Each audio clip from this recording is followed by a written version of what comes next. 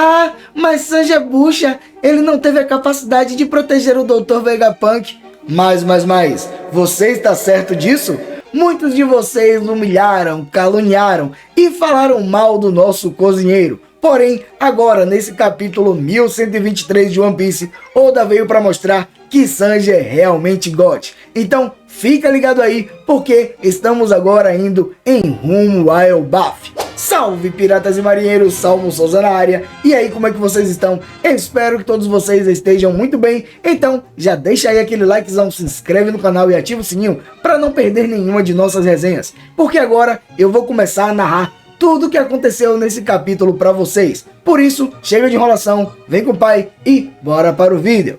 O título do capítulo 1123 de One Piece é O Vazio de 2 Semanas. Na página 1, vemos a história de capa da peregrinação substituta da colheita dourada de Yamato, a Criança Ogro volume 11. A punição é comer Oden junto com aquele que você odeia. Na imagem, vemos que Denjiro fez as crianças que jogaram pedra em Yamato comerem Oden junto com ela. E pelo visto, agora eles se tornaram amigos. Na página 2 temos a nota inicial do editor que diz assim: o impacto do Haki ainda.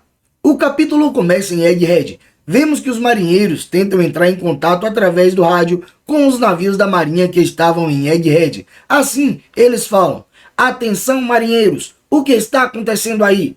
Porém, ninguém responde à mensagem. Vemos que todos eles estão desmaiados, até mesmo os de patente alta como os vice-almirantes. Nesse momento, essa Snake, que está acordada, mas ainda está dentro de sua bolha, começa a falar: acordem todos vocês! Os piratas do Chapéu de Palha estão escapando! Na página 3, a cena muda para fora da ilha de Egghead. Os gigantes falam: uau, chefes! Parece mesmo que todos foram nocauteados. Brog diz: é mesmo? Impressionante. Dory fala: não senti nenhuma hostilidade. Deve ser melhor que o Haki do Rei dos Shanks, o Ruivo.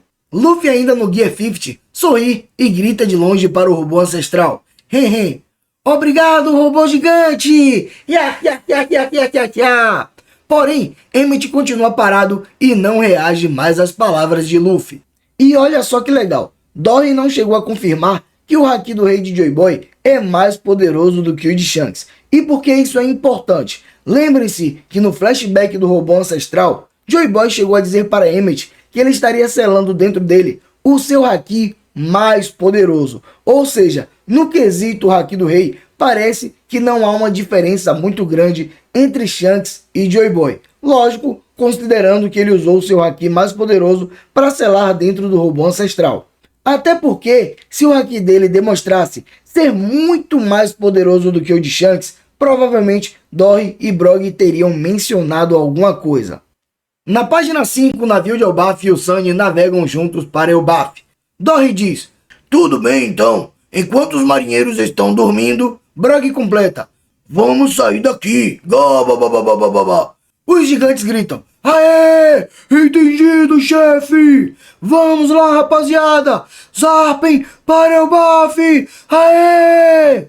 Vemos Bonnie em forma criança dormindo em cima de Kuma, Zoro relaxado por não ter que lutar mais, Usopp chorando enquanto cumprimenta Dory Brog do Sunny e Luffy em sua forma exausta deitado no colo de Nami. Vemos também que Sanji fica sozinho olhando para o corpo de Vegapunk que está deitado em um futon. Sanji diz: não consigo entender isso, Vegapunk. Essas palavras que você disse. Então com isso, seu truque está completo, é isso? Ei, eu não estive prestando muita atenção, mas você disse coisas malucas. E aqui fica a grande questão. O que será que aconteceu com Bartolomeu Kuma? Será que ele morreu? Será que ele continua vivo? Afinal de contas, nós vimos agora Bonnie deitado em cima de seu corpo. Mas, e se ele ainda estiver vivo? O que vai acontecer com ele e com Bonnie daqui por diante? Eu acredito que eles não se tornarão chapéus de palha. Posso até acabar me enganando. Porém, tem uma outra teoria muito interessante que dizem que Kuma vai acabar morrendo e Vivi vai comer a sua Akuma no Mi. Mas, ainda assim, eu prefiro imaginar que se Kuma continuar vivo, pode ser que de alguma forma ele e Bonnie acabem indo se encontrar com os revolucionários. Afinal de contas, Dragon meio que deve isso, tanto para Kuma quanto para Ginny. Ou seja, a partir de agora, Dragon faria de tudo para recuperar as memórias de Kuma e iria cuidar de Bonnie daqui por diante. Na página 6 começa um flashback que acontece há 2 semanas atrás em Egghead. Shaka descobriu que houve uma alteração nos dados da usina e mostrou a informação para Vegapunk e Pitágoras. Vegapunk diz: há anomalias nas leituras numéricas da usina de energia. Pitágoras fala: não há como errar. Por favor, olhem a densidade da quantidade de partículas e o fluxo de nêutrons. Shaka diz: o consumo de energia dos serafins está aumentando pouco a pouco. Se isso for um erro, então temos um sério problema em nossas mãos. Pitágoras fala: are? Isso é diferente das leituras numéricas que confirmamos. Vegapunk diz: há um aumento na razão de reação, mas a usina de energia ainda está estável. Shaka responde: de fato, isso significa que esses dados indicam vestígios da Mother Flame sendo roubada por alguém. Todas as leituras numéricas da usina de energia foram falsificadas e exibidas com precisão. O único capaz de fazer algo assim é...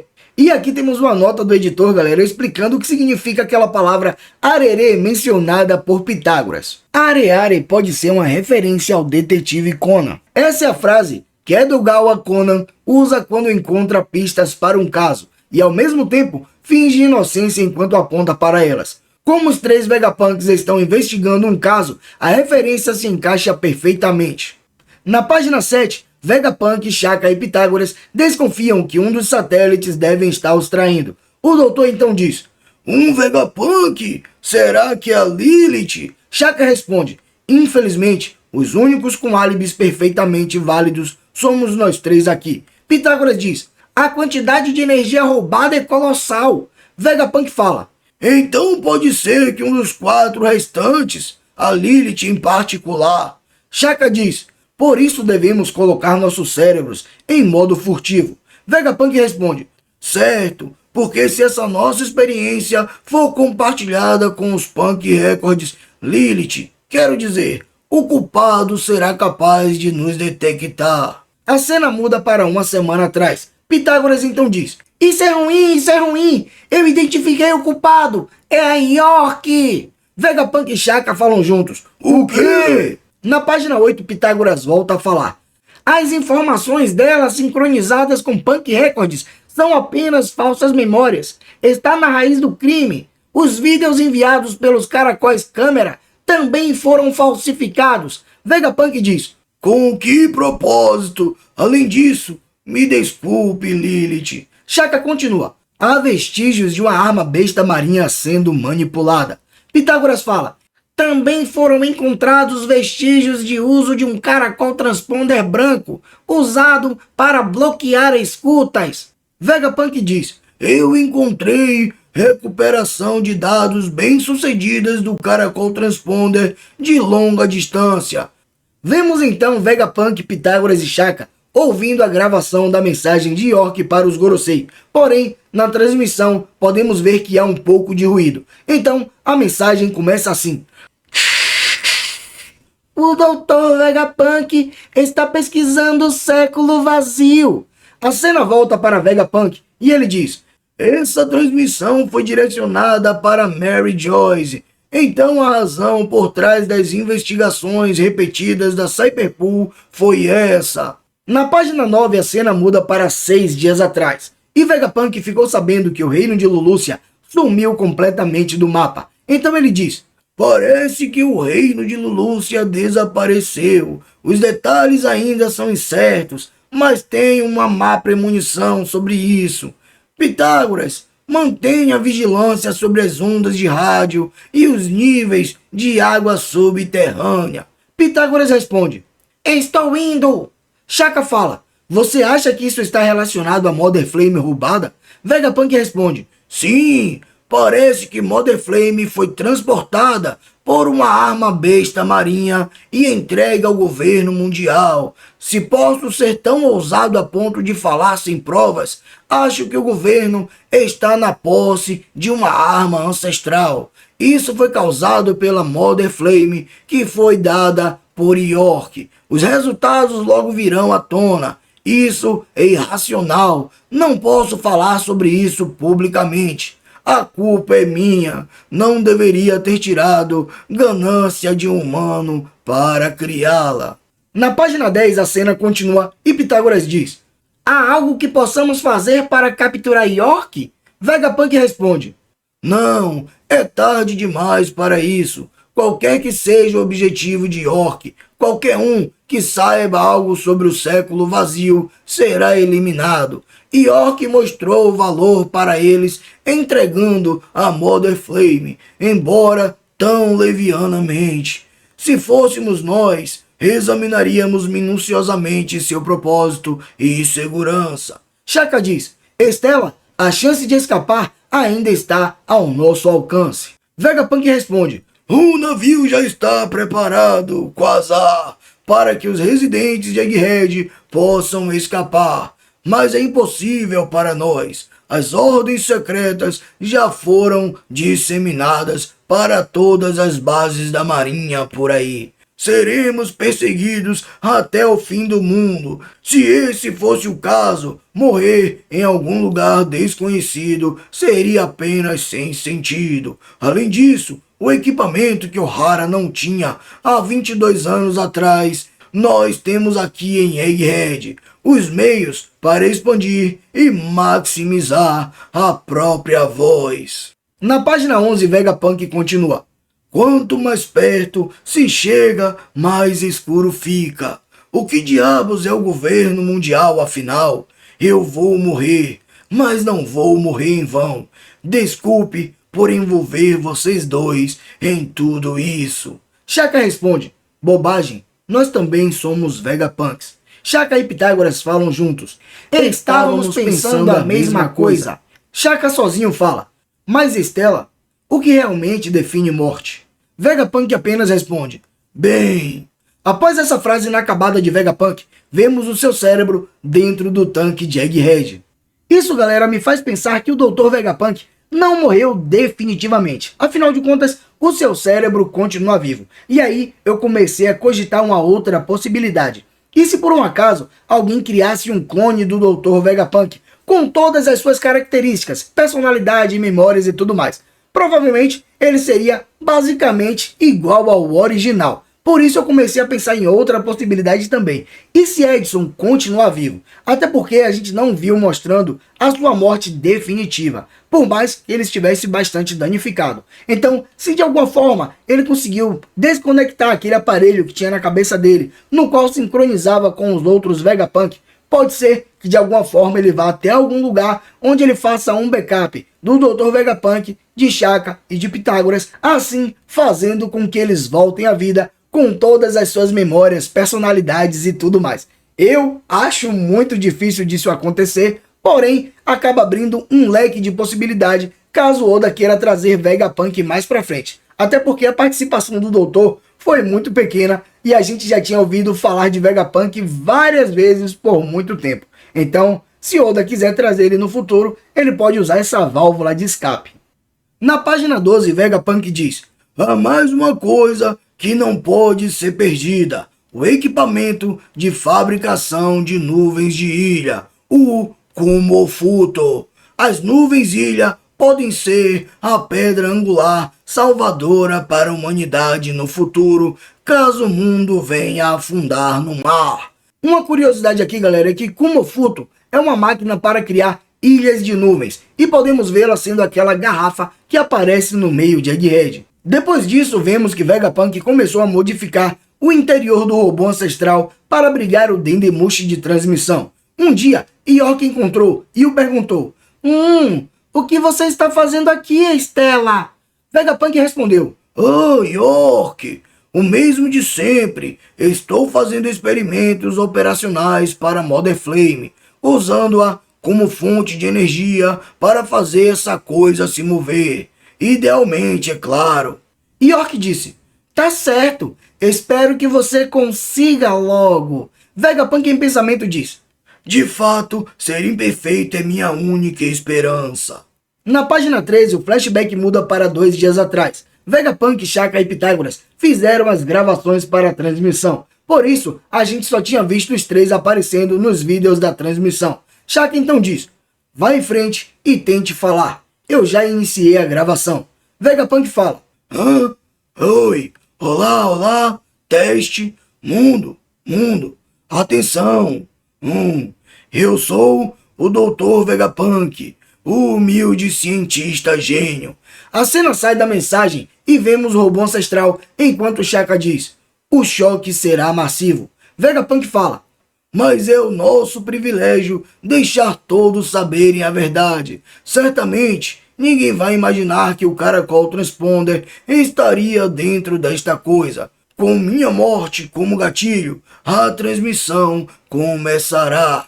Na página 14, depois das gravações, Vegapunk, Shaka e Pitágoras deitam em máquinas e se preparam para apagarem suas memórias das últimas 2 semanas. Vegapunk diz: e só para garantir, para que ninguém possa detectar que preparamos algo assim, vamos apagar isso de nossas memórias também. E como custo, outras memórias relacionadas também desaparecerão. O fato de York ter nos traído e roubado a Mother Flame e o fato de nossas vidas estarem sendo alvo. Ficaremos surpresos com tudo isso novamente. Shaka responde: de fato. Vegapunk volta a falar: sentiremos o medo novamente, mas nossas contramedidas já estão preparadas. Quando o pior cenário acontecer... Na página 15 ele continua: será a nossa vitória. Então vamos lá, galera. A única maneira do Dr. Vegapunk conseguir enganar York era apagando as suas memórias, a de Shaka e a de Pitágoras. Por isso, naquela cena onde Vegapunk descobriu que York era traidora, ele acabou ficando tão surpreso e conseguiu fazer com que York não percebesse que ele já sabia dos seus planos. Após o apagamento de suas memórias acontecer, os 3 acordam e Shaka fala: ei, por que estamos aqui? Pitágoras responde: esta é a sala de experimentação da massa de memória. Nesse momento, Vegapunk encontra uma carta e diz: essa é a minha letra. Na mensagem diz assim: bom dia, senhores. Agora há um vazio de 2 semanas em suas memórias. Mas isso foi decidido por vocês mesmos. Tenho certeza de que há muitas coisas surpreendentes reservadas para vocês. Ao ler isso, Vegapunk diz: o quê? Em seguida ele volta a ler a mensagem que está escrito: mas há uma coisa que eu vou contar. Na página 16 a mensagem continua: sua pesquisa sobre o século perdido agora foi exposta ao governo, mas... Vegapunk fica surpreso novamente e diz: o quê? Fomos expostos! Continuando a mensagem: vocês já montaram as melhores contramedidas, então por favor acreditem em vocês mesmos e morram. Vegapunk, sem entender o que está acontecendo, volta a falar: morrer, você diz? Que nada! A mensagem continua: e mais uma coisa. Nesse momento a mensagem é interrompida e Pitágoras fala: Estela, o Imperador Chapéu de Palha e sua tripulação, junto com a Bonnie, desembarcaram aqui. Vegapunk responde: o quê? Pitágoras diz: a Cip Zero também desembarcou. Vegapunk fala mais uma vez: o quê? Pitágoras continua: também fomos cercados por navios de guerra da Marinha. Vegapunk fala mais uma vez: o quê? E Pitágoras finaliza: o Almirante Kizaru e um dos 5 anciões, São Saturno, está com eles. Vegapunk grita de novo desesperado: o quê? De repente, a cena muda para o momento em que Vegapunk, junto com Sanji, Atlas e Frank, estavam dentro do Vegatank 8, indo em direção à parte inferior de Egghead, quando a marinha atacou a ilha.